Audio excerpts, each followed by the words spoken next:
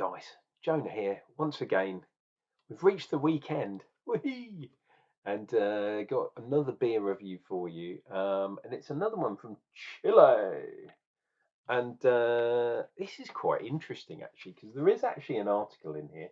Alameda Beer Co. And there, he says, is the beer we're having tonight. But there's a really interesting article in here.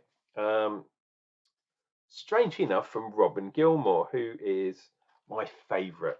And it goes on for a double spread. Actually, look at the bar. It's quite cool. See, they got their bar there, which is really cool. But there's a really weird bit, which is somewhere around here in the article, that's talking about Alameda pairing up with another company um, who basically grow cannabis. And as we know, or hopefully you do know, but I'll educate you anyway, dear viewer, hops that gives our beer that lovely flavour, especially in the new style beers, um, are in the same genus, the same family as cannabis. And people that grow cannabis and all that kind of stuff, yeah, they're into terpenes, and that's kind of, from what I understand, what gives both hops and cannabis different kind of flavors, flavonoids, and weird stuff like that, um, which is interesting to say the least. I don't think there's any cannabis in this beer. I will check, but interesting how different kind of different industry. Should we call that an industry? I guess it is now, that especially in America. Um, yeah, different industries kind of share best practice and share things together, which is really cool. I guess it's similar to beer and wine and possibly whiskies, kind of sharing knowledge and stuff, which is really interesting. Anyway, that's a little tip from that article. And well done, Robin Gilmore. She's my favourite. She's a lovely lady. Now, the beer we are doing today is, where is it? Oh, it's down there. Sorry, I didn't see it. Oscurito. It's an American style porter, and it looks like Bender from Futurama, that robot thing. But it could be a tunnel, maybe, that with eyes. The trapdoor.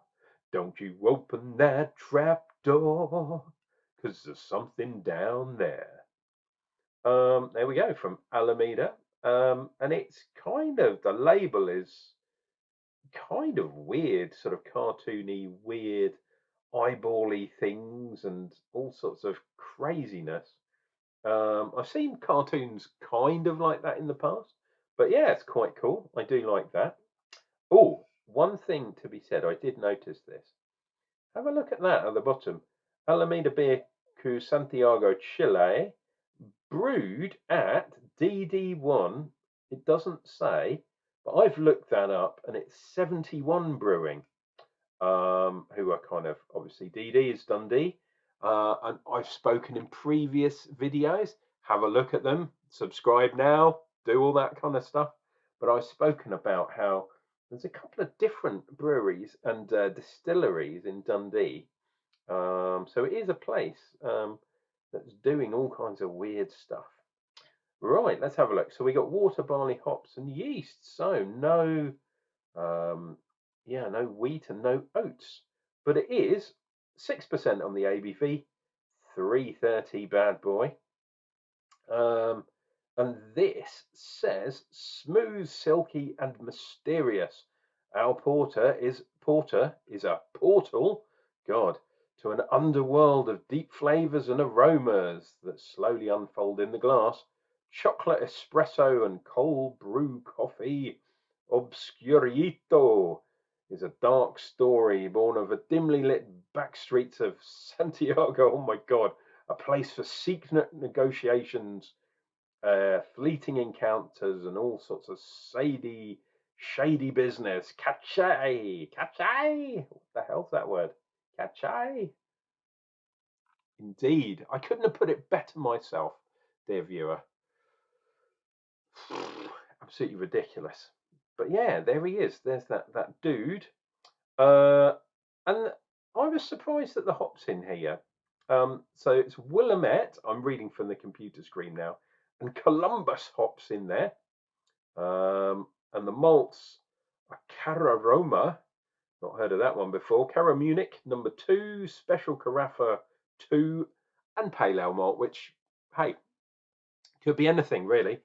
Right, this has been chilling away, and I don't know if you can see, but I'm definitely able to squeeze this bad boy. So I'm not expecting any fun and games, but it's when you least expect it that things happen. You know what I mean, dear viewer? But this time, got away with it. And here we have a lovely tasting glass. And let us pour this bad boy in. And because this, oh, there we go. Yeah, shove it in there. Shove it in, man. Because this bad boy's got eyes on it, I'm going to try and do one of my special thingies. Whoop, like that. And then I'll lean over here and do something weird. I always feel funny about putting the same style of things on the front of these reviews. But anyway, that's something slightly different for you, dear viewer. We have got Snap on a Finger's Head. It's a lovely dark kind of coffee kind of colour on the head, which is cool. And the carbonation is there. Oh, look at that. Focus just at the right time. You can see those mini bubbles coming up, which is a good sign. But I don't think it's going to be too bad. There was no pressure in the can. It poured nicely. No massive head to start with. I've got a feeling this is going to be an easy drinker. Famous last words, dear viewer. Famous last words.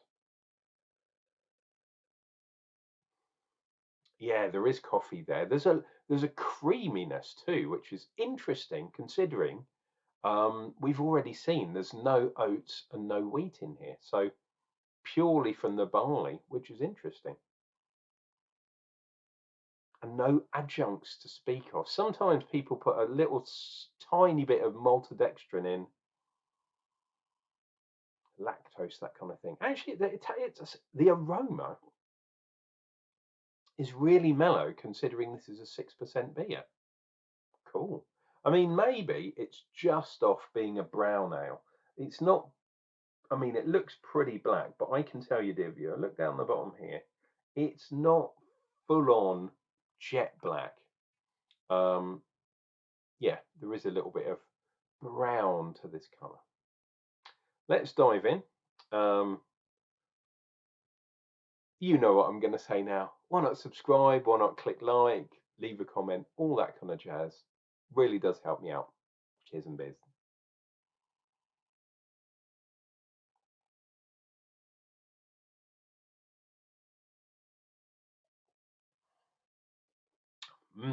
Rich, dark, earthy. A little bit of astringency. Little bit of chalkiness as well. Quite bitter. Is the bitterness coming from the hops, or is it coming from the astringency of some of the darker malts? I think I can actually taste a bit of hop bitterness in there because it is slightly different. That's really nice, actually. It's got a nice deepness, a nice sort of sort of a grittiness. I was going to say a dirtiness, but that's not what I mean. Like a grittiness, like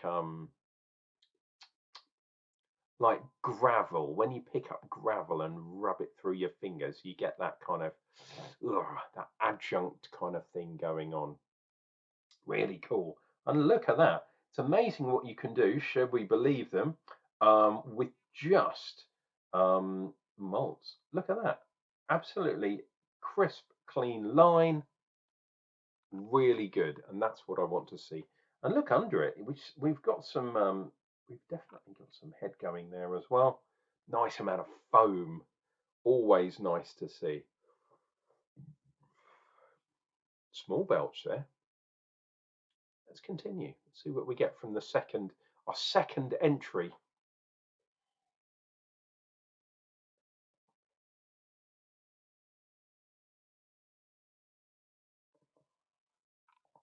Oh, I love the fact that the substance to this, there's definitely sort of, it's the body. It's a kind of, it's not what I would call a thick body. I'd put this under the average category, but it's not a light beer. It's got something. It's got some body to it, and that's what you want in a beer like this. It's weird. It's not full on espresso coffee, but there is a bit of bitterness to it, as though it was coffee bitterness, like a ground and the granular kind of thing. You know, when you leave a coffee for a bit too long, maybe it was a bit too hot for you to start with. I can't drink super hot coffee. I have to let it sit for a while. Um, but sometimes you get that little grains of stuff right in the bottom of your cup. And sometimes, if you're not thinking and you neck it, especially if you're like me and you have a double or triple espresso, you just try and neck it in one. And sometimes you get some of that ground stuff in your mouth, and it is super bitter. Um, it's nice. I wouldn't say this is full on American style. It's meant to be an American porter. Um, but no, it's something different, and it's not like a UK beer. It's not like obviously this was brewed up in Dundee, up in Scotland, but it's not a traditional kind of style. So I think the recipe has carried over the sea um, reasonably well, which is cool, and it's the other side of the world essentially. Um, let's finish this bad boy off.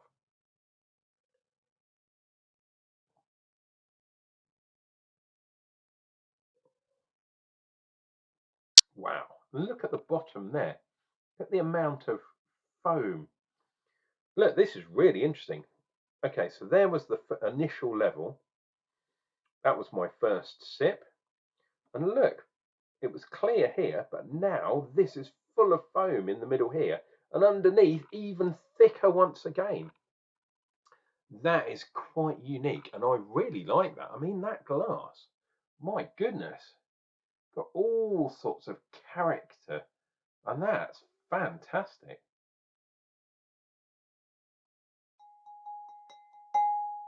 That from just pure Rhine Hotskobot is absolutely fantastic to see. It really is amazing what you can do with the four constituent ingredients to beer. So we're talking water, barley, hops, and yeast, and you can get pretty pictures on the side of your glass like that. That is absolutely amazing. I'm liking that. Guys, slightly longer video than usual, but there we go. Really nice beer. Obscurito from Amadera. Is that Amadera? No. Alameda. Alameda. Oh my God.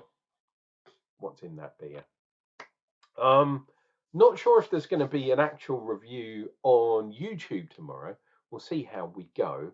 But the reason for that is because I'm out and about doing some beer, not exactly judging, but beer tasting for the Kent tasting panel, of which I am a member. We're going to Gravesend, which is where all the ships and stuff used to go from. It's a place where Pocahontas, if you remember her, it's where her grave is in Gravesend. Weirdly, and that's actually quite crazy. Going from American Indian, American Porter, like I've just had, going to Gravesend tomorrow, which is the connection there is completely ironic. We're going to Iron Pier Brewery, who've won some awards of late, which is cool. And the tasting panel is going away basically to try some of their beers. What's their one? Cast Iron Stout. That's the one that's won the awards, and that's a dark beer. Um, but they've got some proper strong beers as well. They've got some 11 percenters and all that kind of stuff. Might try and grab some footage. You never know. When I get absolutely hammered, I'm not going to get that hammered, but when I have a few beers, I tend not to do so much of the recordings. Um, but yeah, if you're in the area, if you're in sort of southeast London, mate, you can get over to Gravesend, get to Iron Pier. I believe they open to the public at 2 o'clock, and we're going to be going there shortly before that to do some official beer tasting for the Kent tasting panel of Camera. Um, but yeah, if I get back reasonably early, I might try and do a beer review. But otherwise, wait for Sunday, and I'll have something for you then. Take care of yourselves, dear viewer. Make sure you look after each other, and remember, Uncle Jonna, he loves you, and he's going to be back with another beer review real soon.